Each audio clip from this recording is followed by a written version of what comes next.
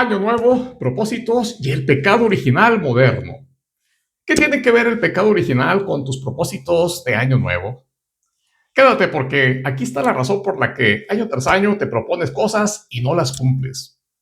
Empieza un nuevo año y la escena se repite. Propósitos nuevos que no vas a cumplir. Oye George, todavía ni empezamos y ya me estás diciendo eso. Exacto, porque el año ya empezó y probablemente tú no. ¿Por qué? La mayoría de los propósitos no fracasan por falta de disciplina. Fracasan porque, escucha bien, nacen desde la carencia. Y aquí no vengo a motivarte para cambiar eso. Vengo a ayudarte a entender por qué repites el mismo patrón de comportamiento año tras año.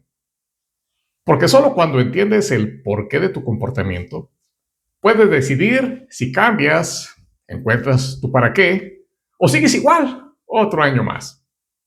Esta idea no es improvisada. La aprendí hace años en un proceso formal de estudios religiosos con la guía del maestro en ciencias religiosas, Antonio Sabiaga, y se ha profundizado en reflexiones más recientes a partir de la obra de Juan Miguel Zunzunegui. Ambos me ayudaron a ver por qué repetimos los mismos propósitos y los mismos fracasos año tras año. Todo empieza aquí. Muchos de los llamados propósitos son, en realidad, deseos disfrazados de propósito. Un deseo dice, ojalá cambie algo allá afuera para que todo esté mejor. Un propósito dice, asumo la responsabilidad de mi forma de ser y de actuar. Eso implica inteligencia, voluntad y disciplina. Por eso enero está lleno de entusiasmo, marzo de cansancio y diciembre de culpa.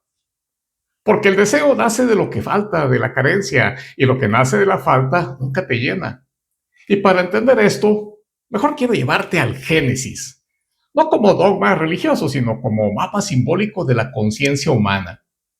No como algo que pasó hace miles de años, sino como algo que nos pasa todos los días. Así que hoy no vamos a discutir si esto o aquello pasó o no pasó, sino qué nos revela sobre nosotros en nuestra cotidianidad y cómo se relaciona con nuestros propósitos de un nuevo año. Todos hemos escuchado ese relato. El paraíso, Adán y Eva, el árbol, la serpiente, el fruto y la caída. El paraíso no es un lugar, es un estado mental de plenitud y de felicidad. El árbol no es el pecado, es la antesala de eso que llamaremos pecado. Es el momento en que la atención se mueve del todo a lo que parece faltar. Imagínate esta escena. Dios le dice a Adán. Adán significa el primero. Oye, mira todo lo que tienes, océanos, montañas, animales, valles, ¿qué tal, Y Adán responde, oh, pues, a todo dar, Señor.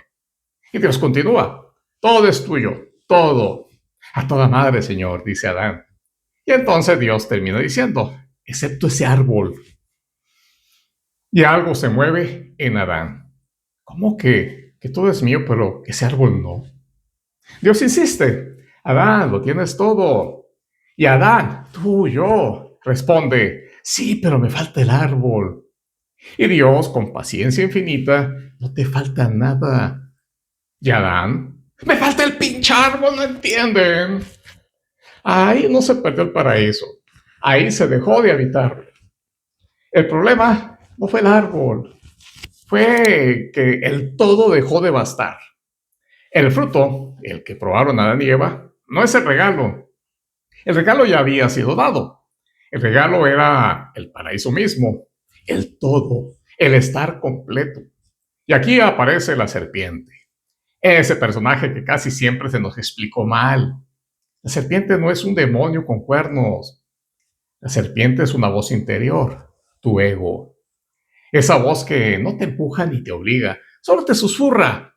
¿Seguro que es suficiente? ¿Seguro que no te falta algo? ¿Y si hubiera algo más? La serpiente no crea la carencia, la señala. Y cuando le crees, empiezas a desconfiar de la plenitud que ya estabas viviendo. Ahí empieza la caída. No como castigo, como consecuencia. No porque Dios te expulse, sino porque tú te retiras. Esto aplica para creyentes o ateos, es diseño humano. Dejas de habitar el paraíso que ya llevabas dentro. Y entonces aparecen la vergüenza, el miedo, la comparación, la carencia. Todo está bien, pero algo me falta. Sí, sí tengo trabajo, pero es que el pinche jefe. Sí, la familia ahí está, pero sí, podría ser algo distinto, pero, ese pero cumple hoy la misma función que el árbol en el Génesis. Ese pero es el árbol moderno. No perdemos el paraíso o el estado mental de plenitud. No nos expulsa Dios. Nos vamos solos todos los días. Y aquí es donde muchos se confunden. Creen que vivir en plenitud es resignarse, aguantar, conformarse, decir, con esto alcanza, un par de zapatitos y ya. Quedarse quietos esperando que llegue Mesías, un caudillo salvador que haga por ellos lo que ellos no se atreven a hacer. No. Resignación no es paz. Resignación es encogerse, hacerse chiquito. La gratitud verdadera no es conformismo. Gratitud es reconocer la plenitud. Y cuando hay ese orden interior, aparece algo que muchos han perdido, el propósito. La resignación te paraliza. La plenitud te devuelve a tu centro, a tu paraíso. Y desde ese centro, el propósito deja de ser deseo y se vuelve dirección. Entonces te mueves, decides y actúas sin mendigar, sin vivir desde la carencia. Aceptar el regalo no es quedarse quieto, es avanzar desde la plenitud. Y esto no es solo personal, pasa exactamente lo mismo en las organizaciones. Empresas con visión, misión y valores que viven desde la carencia. Siempre falta gente, siempre falta presupuesto, siempre falta tiempo. Cuando una organización vive desde la carencia, trabaja mucho pero no avanza. Todo es urgente, todo es reactivo, todo es apagar incendios. Y entonces la visión deja de ser propósito y se vuelve solo un póster. Un plan estratégico no funciona si nace desde el miedo, de la urgencia o de la escasez. Porque un plan nacido desde la carencia solo produce cansancio. El plan estratégico existe para alinear a toda la organización con su propósito, para que cada acción diaria nazca de lo que la empresa decidió ser, no de lo que siente que le falta. Y aquí viene algo que casi nadie se atreve a decir. Las personas no se comprometen con el propósito de una organización cuando ellas mismas no tienen propósito. Si no sé quién soy, ¿cómo voy a comprar el para qué de alguien más? Por eso a mucha gente el propósito de la empresa le vale madre.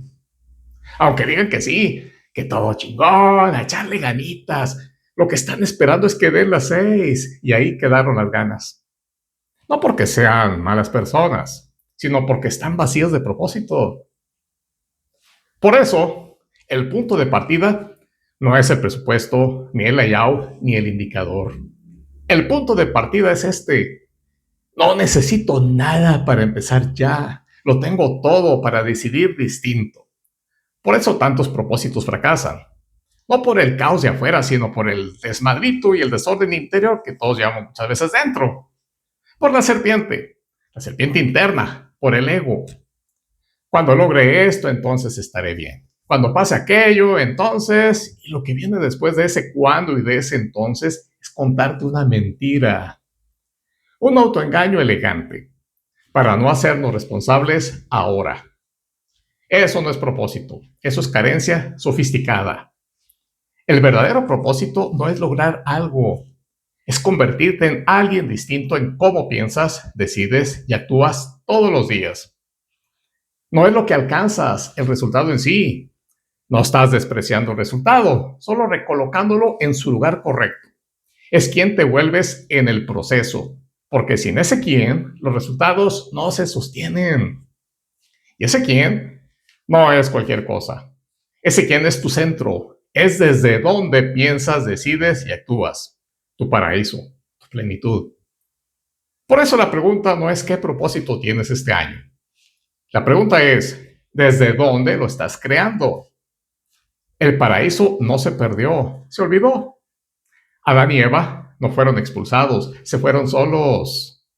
Tú y yo nos vamos a diario de nuestro paraíso cuando buscamos afuera lo que ya llevamos dentro, lo que ya estaba dentro. Eso es mendigar plenitud. Y cuando dejamos de mendigar plenitud, empezamos a vivir con propósito. Porque el propósito no nace de la carencia, sino de una plenitud asumida. Escucha bien esto.